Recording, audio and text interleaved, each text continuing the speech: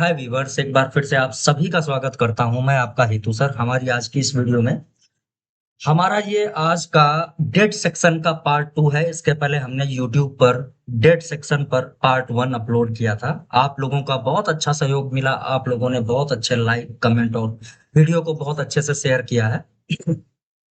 आज की इस वीडियो में आप सभी लोगों को समझाने जा रहा हूं कि किस तरीके से किसी पावर आईसी को डायग्नोस किया जाता है।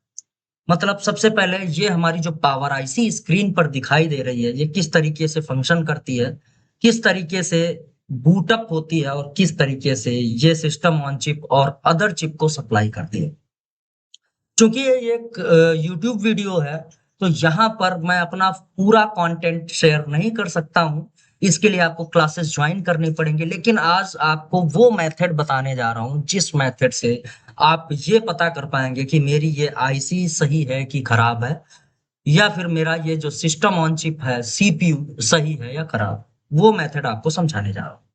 चलिए, देर ना करते हुए वीडियो को शुरू करते हैं। सबसे पहले आईसी को समझने के लिए मेरे पास एक पीपीटी है, उसके माध्यम से मैं आपको बताना चाहता हूँ, समझाना चाहता हूँ कि जो हमारा मदरबोर्ड है, जो हमारा मदरबोर्ड में हमारी जो पावर आईसी है वो किस हिसाब से फंक्शन करती है। इसके पहले हमने चार्जर में डीसी डीसी आईसी को समझा था। चार्जर लगा करके, बैटरी लगा करके वो किस तरीके से फंक्शन करती है और किस तरीके से पावर आईसी का इनपुट वोल्टेज बनता है।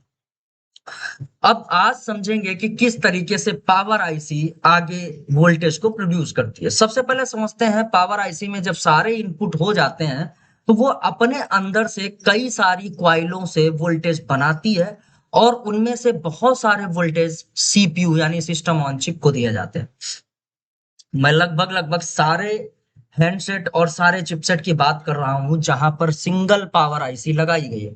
तो जैसे यहाँ पर मदरबोर्ड में आप देख पाएंगे, मदरबोर्ड में ये हमारी पावर आईसी है और यहाँ पर 1 2 3 4 5 ये मीडियाटेक की पावर आईसी है।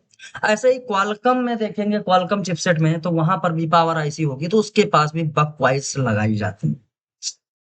अब पावर आईसी क्या करती है, हर एक बक कॉइल पर अलग अलग वोल्टेज बनाती है। अलग अलग, किसी पर 2.0, किसी पर 0.8, किसी पर 0.8, किसी पर 0.8, किसी पर नहीं भी बनाती है। वो वोल्टेज कुछ तब बनते हैं जब फोन ऑन हो जाता है। लेकिन मेथड क्या है कि जब पावर आईसी को इनपुट वोल्टेज मिल जाएगा, वो रिस्पांस देगी, तो वो अपनी सारी क्वाइलों में या 1 2 क्वाइल छोड़ के सभी क्वाइलों में वोल्टेज बनाएगी और वो वोल्टेज स्टेबल होना चाहिए। उसका रीजन क्या, आप कैसे चेक करेंगे कि वोल्टेज बना तो बनने के बाद वो स्टेबल है क्या है। इस चीज को समझते हैं। सबसे पहले यहाँ की रिक्वायरमेंट समझते हैं। इस जगह पर आप देखेंगे तो यहाँ पर जो जैसे आपका सिस्टम ऑन चिप है, उसमें लगभग लगभग कितने टाइप के वोल्टेज जाते हैं और कितने टाइप के वोल्टेज की जरूरत होती है, पहले इस चीज को समझ लेते हैं। जैसे कि सिस्टम ऑन चिप को कई बार में 0.8 वोल्ट चाहिए होता है। उसके अलावा जैसे मैं बता दूं 0.8, 2 3 बार में 0.8। ये जैसे यहाँ पर कॉइल लगी है, इनके थ्रू 0.8 0.8 0.8 उसके अंदर जाना चाहिए। फिर सिस्टम ऑन चिप को 1.2 वोल्ट, फिर सिस्टम ऑन चिप को 0.6 वोल्ट, और फिर सिस्टम ऑन चिप को 2.8 वोल्ट, 3.0 वोल्ट, ऐसे 8 से 10 टाइप के वोल्टेज जो इसके अंदर जाने चाहिए। एक इसमें खास तौर से 1.8 वोल्ट होता है, जो सबसे ज्यादा इंपॉर्टेंट वोल्टेज होता है। जैसे स्क्रीन पर दिखा रहा हूं, तो ये इस तरीके के वोल्टेज इसकी जरूरतें हैं। अगर वो जरूरतें नहीं पूरी होंगी तो ये सिस्टम ऑन चिप आपका चालू नहीं होगा। अभी यहाँ पर और ध्यान देने वाली बात यह है कि जो सिस्टम ऑन चिप है उसके अंदर और भी चीजों की जरूरत है। जैसे यहाँ पर आप चेक करेंगे तो आपके मदरबोर्ड में क्रिस्टल लगा हुआ होता है। क्रिस्टल का काम होता है फ्रीक्वेंसी को बनाना। अब फ्रीक्वेंसी जो बनाई जाती है वो 2 टाइप की फ्रीक्वेंसी होती है, एक 32 किलो हर्ट्स, एक 26 मेगा हर्ट्स।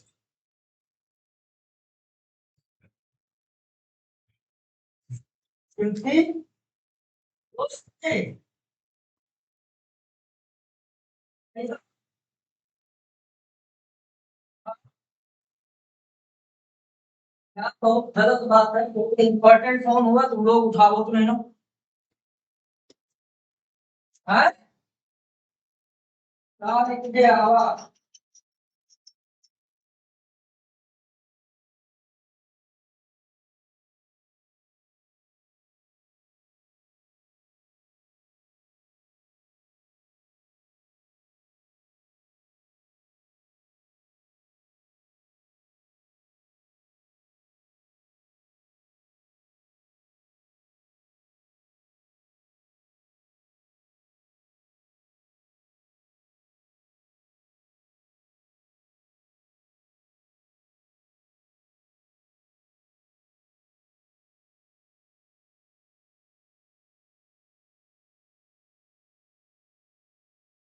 फिर से रिपीट कर दूं, क्रिस्टल हमारा 26 मेगाहर्ट्ज की फ्रीक्वेंसी बनाता है जो कि सिस्टम ऑन चिप को मिलनी चाहिए। एक 32 किलो हर्ट्ज की फ्रीक्वेंसी बनाता है जो सिस्टम ऑन चिप को मिलनी चाहिए।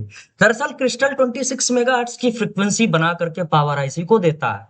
पावर आईसी अपने हिसाब से एडजस्ट करके उसको सिस्टम ऑन चिप को प्रोवाइड करती है। ठीक है। अब यहां पर जैसे ये क्वाइल लगी हुई है, ये क्वाइल जैसे मदरबोर्ड में भी दिखा दें, ये क्वाइल लगी हुई हैं। इन क्वाइल से वोल्टेजेस बन बन के, जैसे कि मान लीजिए ये मीडियाटेक का 6357 है, तो इसमें एक ये क्वाइल है, ये 0.8 भेजती है सीपीयू को। ये क्वाइल है 0.8 भेजती है सीपीयू को। दूसरी एक ये क्वाइल है, ये भी 0.8 भेजती है सीपीयू को। ऐसे करके वोल्टेज पहुंचते हैं। और भी वोल्टेज, जैसे अभी मैंने कई सारे वोल्टेज बताए थे, अब 1.8 है तो पावर आईसी इस जगह से 1.8 निकालेगी और यहां से सीपीयू को 1.8 भेज देगी। 2.8 या 3.0 की जरूरत है तो इसके नीचे बॉल होगा, उससे 3.0, उसमें कोई भी क्वाइल नहीं होती है तो वो 3.0 इसके अंदर। ऐसे करके 8 से 10 जगह अलग अलग टाइप के वोल्टेज सिस्टम ऑन चिप यानी सीपीयू में जाते हैं। जब सीपीयू को ये सारे वोल्टेज मिल जाते हैं तो सीपीयू क्या करता है, वो जब उसको पूरे वोल्टेज मिल जाते हैं तो वन बाय वन सारे वोल्टेजेस को चेक करता है। जैसे यहां पर मैंने दिखाया कि कुछ वोल्टेज इन बक्वाइलों से जाते हैं और कुछ वोल्टेज यहां पर जो जाएंगे वो इसके अंदर एलडीओ सेक्शन में जाएंगे, एलडीओ सेक्शन से। ठीक है। एक बार मैं जरा इसको पावर पॉइंट को,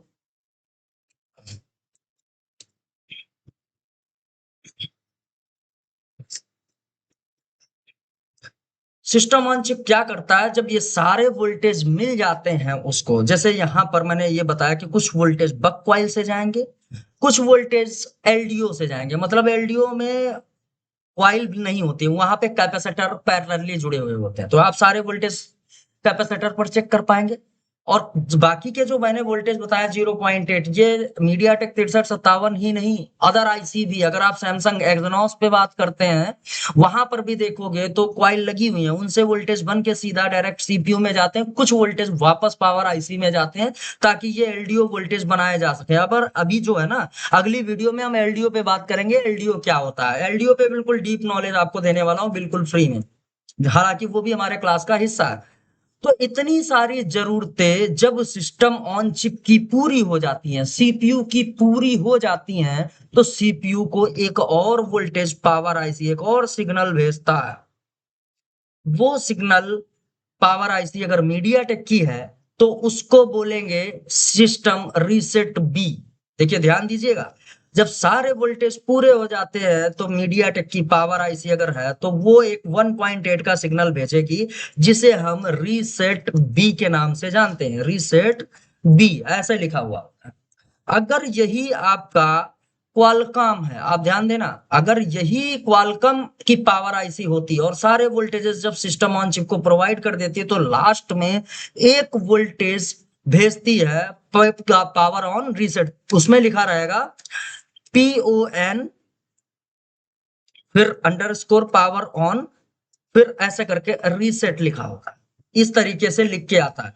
तो ये वोल्टेज 1.8 का होता है अगर क्वालकॉम है। एक्सयनोस में ऐसे ही उसके नाम बदल जाते हैं और स्पेक्ट्रम में भी उसका नाम बदल जाता है। ठीक है, मैं दो पावर आईसी का बता दूं, मीडियाटेक का रीसेट भी और क्वालकॉम का पावर ऑन रीसेट। 1.8 का सिग्नल अब यहां पर पहुंच चुका है। अब जब ये सिग्नल पहुंचता है तो सीपीयू रीसेट होता है और रीसेट होने के बाद उसको अगर ये सारे वोल्टेज सही से मिल चुके हैं, वो चेक करता है वन बाय वन, क्या ये सारे वोल्टेज मुझे मिले हैं। जब ये 1.8 पहुंचता है तो वो चेकिंग करता है। फिर अगर सारे वोल्टेज मिल गए तो वो वापस से एक रिवर्स में एक और वोल्टेज भेजता है, जिसे वॉच डॉग के नाम से जानते हैं। अगर मीडिया टेक का चिपसेट है तो उसमें ये 1.8 का वोल्टेज भी रहेगा, और इस सिग्नल को बोलते हैं WAT, वॉच अंडरस्कोर डॉग, या ऐसे ऐसे ही वॉच डॉग लिखा होगा। ठीक है। और अगर क्वालकॉम चिपसेट होगा तो उसमें PS यानी पावर सप्लाई होल्ड, ये लिख के है, वॉच डॉग या पावर सप्लाई होल्ड। ये पावर सप्लाई होल्ड कराने के लिए जाता है, और कहां जाएगा? CPU, system on chip. फिर ये 1.8 का सिग्नल पावर आईसी को देगा। देखिए, जब पावर आईसी सारे वोल्टेज बना लेती है तो रीसेट बी का एक सिग्नल 1.8, जिसमें वोल्टेज होता है इस लाइन पर, 1.8 जाएगा और सीपीयू को रीसेट कराएगा। फिर सीपीयू सारी लाइनों को चेक करेगा।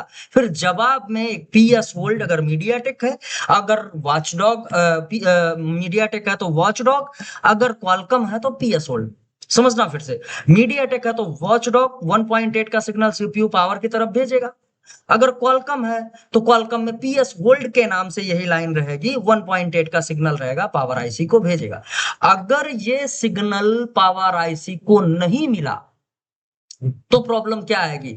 जब ये सिग्नल पावर आईसी को नहीं मिलेगा तो पावर आईसी वोल्टेज तो सारे बनाएगी, लेकिन कोई भी वोल्टेज स्टेबल नहीं रहेगा। वो बनेगा, बंद होगा, चालू होगा, बंद होगा, मतलब बनेगा, फिर गिरेगा, फिर बनेगा, फिर टूटेगा, फिर बनेगा, फिर टूटेगा, फिर बनेगा, फिर टूटेगा। यानी जैसे कोई circuit on off on off on off on off कराया जाए, वैसे ही ये वोल्टेज फ्लैक्चुएट करते हैं, अप डाउन होते हैं, up down up down up down.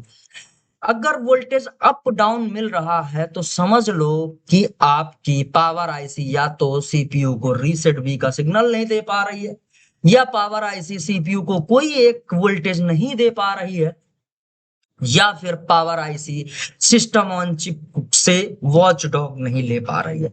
अब देखो, ये वॉच डॉग जो रिवर्स में 1.8 आता है, ये तभी आएगा सीपीयू की जब पूरी रिक्वायरमेंट हो जाएगी, सीपीयू को सारे वोल्टेज मिल जाएंगे, तब ही सीपीयू 1.8 का सिग्नल देगा। कितना भी पावर आईसी उसको 1 पॉइंट भेजे, लेकिन सीपीयू उसको 1.8 रिवर्स नहीं देगा। तो अगर कोई एक बॉल, मान लीजिए ये वाली बॉल ड्राई कर जाए, तो फिर पावर आईसी को सिग्नल नहीं देगा, यानी सीपीयू वॉच डॉग नहीं देगा। सीपीयू जब ऑन ही नहीं होगा तो वॉच डॉग नहीं बनाएगा। तो आज प्रैक्टिकल में क्या दिखाने वाला हूं कि देखिए कैसे कैसे हैंडसेट को चेक करना है और पता करना है कि हमारा सीपीयू का पावर कंट्रोल सेक्शन सही है कि नहीं। जो सिस्टम ऑन चिप होता है उसमें एक ये वाला पावर कंट्रोलिंग यूनिट होता है जो पावर आईसी से कम्युनिकेट करता है, वॉचडॉग देता है और उधर से रीसेट भी लेता है। सीपीयू में एक और चीज जुड़ी होती है, वो होता है रैम कंट्रोलर। ठीक है, रैंडम एक्सेस मेमोरी भी इसके साथ जुड़ी हुई होती है। और सीपीयू में एक और सेक्शन होता है MSDC, mass storage device chip, यानी कार्ड, यानी कि आपका eMMC भी वहां से जुड़ा होता है, वो सेक्शन भी सिस्टम ऑन चिप के अंदर होता है। तो इसको अगली क्लास में कवर करेंगे, लेकिन यहाँ पर आज हम समझते हैं कि कैसे पता करेंगे कि हमारी पावर आईसी ओके है और सिस्टम ऑन चिप के अंदर ये वाला कंट्रोलर ओके है। फिर भी अगर फोन ऑन नहीं हो रहा है तो फिर आगे क्या करें। ठीक है, चलिए आइए मदरबोर्ड पे समझते हैं इस चीज को। सबसे पहले क्या होता है, डेड फोन को आप चार्जर लगा करके चेक कीजिए। डेड फोन को आप चार्जर लगाएं, चार्जर लगाया, मैंने चार्जर, देखो यहाँ पे चार्जर लगा दिया, बैटरी को लगा करके चेक नहीं करना है, चार्जर लगा दिया। अब चार्जर लगाने के बाद यहाँ जो पावर आईसी है उसमें हमारी DCIC वोल्टेज देना शुरू कर देगी। DCIC वोल्टेज कहाँ पर पहुंचाएगी? जो DCIC है वो वोल्टेज ये जो कैपेसिटर लगे हैं ना, इन कैपेसिटर पर पहुंचाएगी, और यही मेन इनपुट है इस पावर आईसी का। तो चलिए देख लेते हैं कि क्या ये वोल्टेज हमें यहाँ पर देखने को मिलता है। इसके लिए हम मल्टीमीटर को भी इंपोर्ट कर लेंगे। जैसे ही चार्जर लगाएं, वैसे सबसे पहला काम आपको क्या करना है, सबसे पहला काम डेड फोन में यहाँ पर प्रोब लगा दें, और यहाँ पर आपको बैटरी जितना वोल्टेज मिलना चाहिए, हर एक कैपेसिटर पे आपको बैटरी जितना वोल्टेज मिलेगा। अगर किसी कैपेसिटर पर वोल्टेज नहीं मिला, समझो उसके आगे की जो कॉइल है वो वोल्टेज नहीं बनाएगी। ठीक है, तो यहाँ पर अगर ये वोल्टेज मिल गया, समझो डीसी डीसी आईसी ओके है, उसको चेंज करने की छेड़ने की जरूरत नहीं है। अगर ये वोल्टेज नहीं मिला तो फौरन मल्टीमीटर को बजर रेंज में स्विच करें, चार्जर को बाहर निकालें और यहाँ पर शॉर्टिंग चेक करें। अगर शॉर्ट मिलता है तो फिर डीसी आईसी या इस रास्ते में, इस लाइन में कहीं ना कहीं कोई कैपेसिटर शॉर्ट हो गया, या फिर ये आईसी अंदर से शॉर्ट हो जाएगी, तो यहाँ पर आपको शॉर्टिंग मिलेगा। तो शॉर्टिंग रिमूव करने के हमने फ्री में तरीके आपको बता दिए हैं। यूट्यूब पर हमारी प्लेलिस्ट में जाओ और मैं बता दूंगा, वहां पर मैंने बताया है कि वीपीएच की शॉर्टिंग कैसे निकालें, वीपीएच क्या है। अगर यही नहीं बताया तो वहां पर भी आपके लिए एक वीडियो बना रखी। अब देखो यहाँ पर भी अगर वोल्टेज किसी एक कैपेसिटर पर चेक कर ले तो कंफर्म है कि इसका इनपुट आ रहा है, इस आईसी का इनपुट आ रहा है। अभी ये आईसी काम नहीं कर रही है, इसको पता करने के लिए कोई दो कॉइल, उन पर कोई दो कॉइल पर आपको स्टेबल वोल्टेज मिलना चाहिए। जैसे यहाँ पर एक इसको उठा लेते हैं, इस पर देखोगे 2.1 वोल्ट मिल रहा है, मतलब ये वोल्टेज फ्लक्चुएट नहीं करना चाहिए, स्टेबल मिल रहा है। इसके बाद कोई एक दूसरी कॉइल पे भी आपको चेक करना है, देखो 0.8 स्टेबल वोल्टेज मिल रहा है, कोई भी फ्लक्चुएशन नहीं है। मतलब आप क्या बोल सकते हैं कि पावर आईसी ने सारे वोल्टेज सीपीयू को दे दिए, और सीपीयू ने जवाब में रीसेट भी इससे गया है, पावर आईसी से रीसेट भी गया है, और सीपीयू ने जवाब में वॉचडॉग इसको दे दिया है।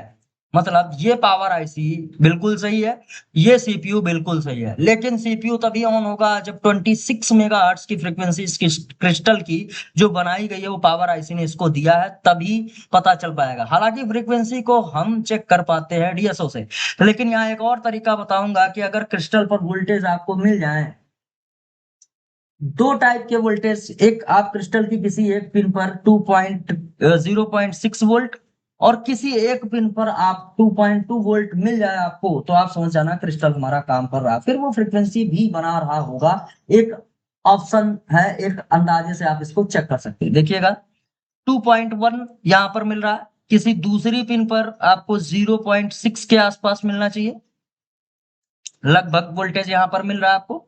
प्रॉब मेरी टच हो रही, हिल रही है इसलिए। और इसकी एक पिन पर भी और वोल्टेज मिलता है, 0.6 से 0.8 के बीच में होता है, ये वाला देखो यहाँ पर, ये वोल्टेज, ये सब स्टेबल मिलने चाहिए। ये फ्लक्चुएट जो आपको दिख रहा है फ्लक्चुएशन, वो प्रॉब हिलने की वजह से, जबकि ये स्टेबल वोल्टेज है। अगर ये सारे वोल्टेज आपको मिल रहे हैं तो समझ लेना कि ये क्रिस्टल भी वर्किंग में है, मतलब सीपीयू को फ्रीक्वेंसी भी जा रही होगी। तो ये था आपका पावर आईसी कैसे चेक करें। पावर आईसी में कोई भी पावर आईसी, उसके दो कॉइल पे आपको स्टेबल वोल्टेज मिलता है, तो समझ लेना कि इस पावर आईसी सीपीयू की पूरी रिक्वायरमेंट को पूरा कर रही है, सब रिक्वायरमेंट उसको दे रही है। और अगर ये वोल्टेज फ्लक्चुएट करता हुआ यहां पर मिले तो समझ जाना कि सीपीयू की कोई एक जरूरत अधूरी रह गई है। फिर आप पावर को रिवॉल्व करें और सीपीयू को रिवॉल्व करें, आपका काम बन जाएगा। अभी सीपीयू में एक और सेक्शन है, एमएसडीसी सेक्शन, जो कि आपके ईएमएमसी से जुड़ा हुआ है, और एक सेक्शन और है जो रैम कंट्रोलर है, जो कि रैम के साथ जुड़ा हुआ है। उसको हम अगली वीडियो में एक्सप्लेन करेंगे, और वो सेक्शन कितने जरूरी है डेड फोन को चालू करने के लिए। अभी हमारा डेड सेक्शन पूरा नहीं हुआ है, यूट्यूब पर इसकी सीरीज पूरी आती रहेगी, इसके पार्ट आते रहेंगे।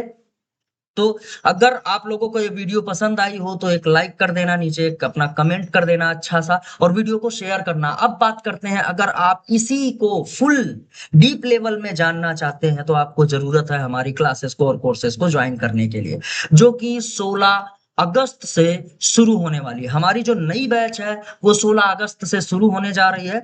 आप उसमें एनरोल कर सकते हैं, हमारी ये वेबसाइट है जिसका लिंक आपको डिस्क्रिप्शन बॉक्स में मिल जाएगा। वहां पर जा करके आप अगस्त बैच कमिंग सून वाले ऑप्शन में जा करके व्यू डिटेल पे बाय नाउ करके, यहाँ पर बाय नाउ करके अपना एनरोल करा सकते हैं। अगर आपके पास, ये फीस है हमारी 3100 रुपए, 45 दिनों का क्लास चलेगा, सुबह 8 बजे से 9 बजे तक का क्लास है, 1 घंटे डेली पढ़ाएंगे, थ्योरी प्लस प्रैक्टिकल दोनों रहेगा। संडे हमारा ऑफ रहेगा, सप्ताह में 6 दिन हम आपको पढ़ाएंगे। अगर आपके पास 3100 रुपए नहीं है तो आप 2 ईएमआई में इसको पे कर सकते हैं, 2 ईएमआई में परचेज कर सकते हैं। पहली ईएमआई आपको 1700 रुपए भरनी है, 1700 रुपए जो भरना है वो 20 दिन बाद फिर आपको सेकेंड ईएमआई भरनी पड़ेगी, नहीं तो आप क्लास से बाहर निकाल दिए जाएंगे। अगर आप 2 ईएमआई भरते हैं तो आपको पूरा कोर्स मिलेगा, मतलब पूरी क्लासेस ज्वाइन करने का मौका मिलेगा, और जो वीडियोस हम प्रोवाइड करेंगे हमारे एप्लीकेशन और हमारी वेबसाइट पे अवेलेबल रहेंगी,